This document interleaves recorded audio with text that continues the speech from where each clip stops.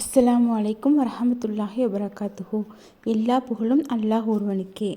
ஹஜ்ரத் சல்மான் ரலியல்லாஹு அன்ஹு அவர்கள் அறிவிக்கிறார்கள், ரசூலுல்லாஹி ஸல்லல்லாஹு அலைஹி வஸல்லம் அவர்கள் சாபான் மாத இறுதியில் எங்களுக்கு ஓர் உபதேசம் செய்தார்கள். மனிதர்களே, உங்களுக்கு ஒரு மகத்தான மாதம் வந்திருக்கிறது. அது பரக்கத்து செய்யப்பட்ட மாதமாகும். அதில் லைலத்துல் கத்ர் என்ற ஓர் இரவு இருக்கிறது. அது 1000 மாதங்களை விட சிறந்த இரவாகும். அதில் நோன்பு நோற்பதை அல்லாஹ் கடமையாக்கியுள்ளான். அதனுடைய இரவு நேரங்களில் நின்று தராவி தொழுவதை நன்மைக்குரிய செயலாக ஆக்கியுள்ளான். எந்த மனிதர் இம்மாதத்தில் ஒரு நற்செயலை செய்து அல்லாஹ்விடம் நெருக்கத்தை உண்டாக்கி கொள்கிறாரோ அவர் ரமலான் அல்லாத மற்ற மாதங்களில் ஒரு ஃபர்லை நிறைவேற்றியவர் போன்றவராவார். இம்மாதத்தில் ஏதேனும் ஒரு ஃபர்லை நிறைவேற்றுபவர் ரமலான் அல்லாத மற்ற மாதங்களில் 70 ஃபர்லுகளை நிறைவேற்றியவர் போன்றவர் ஆவார். மேலும் இம்மாதம் பொறுமையின் மாதமாகும். பொறுமையின் பிரதிபலன் சொர்க்கமாகும். இன்னும் இம்மாதம் மனிதர்களுடன் கலந்துரையாடி அவர்களின் சுக துக்கங்களில் பங்கு கொள்கிற மாதமாகும். இந்த மாதத்தில் ஒரு மொமீனுடைய ரிஸ்க், அதாவது உணவு அதிகரிக்கப்படுகிறது. எந்த மனிதரேனும் ஒரு நோன்பாளிக்கு நோன்பு திறக்க உணவளிப்பாரானால் அது அவருடைய பாவங்கள் மன்னிக்கப்படுவதற்கும் நரக நெருப்பிலிருந்து அவர் விடுதலை பெறுவதற்கும் காரணமாகிவிடும். மேலும் நோன்பு வைத்தவருடைய நன்மையைப் போன்று இவருக்கும் நன்மைகள் கிடைக்கும்.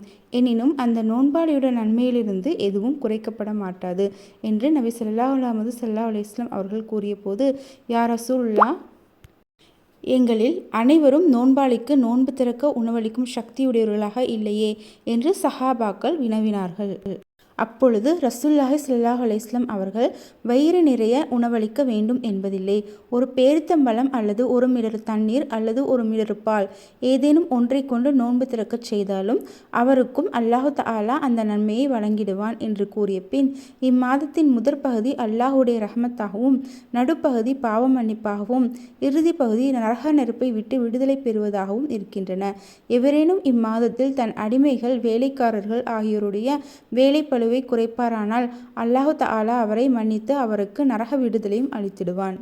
மேலும் இம்மாதத்தில் 4 விஷயங்களை அதிகமாக செய்து வாருங்கள். அவற்றில் 2 விஷயங்களை உங்களுடைய இரட்சகனாகிய அல்லாஹு தஆலாவை நீங்கள் திருப்திப்படுத்துவதற்காக உள்ளவையாகும். இன்னும் 2 விஷயங்களை விட்டும் நீங்கள் தேவையற்றவர்களாக இருக்க முடியாது. நீங்கள் உங்கள் இரட்சகனை திருப்திப்படுத்தக்கூடிய முந்தைய 2 விஷயங்களாவன லா இலாஹா இல்லல்லா என்ற திருக்கலிமாவை அதிகமாக கூறுவதும் அல்லாஹ்விடம் பாவ மன்னிப்பு தேடுவதும் ஆகும்.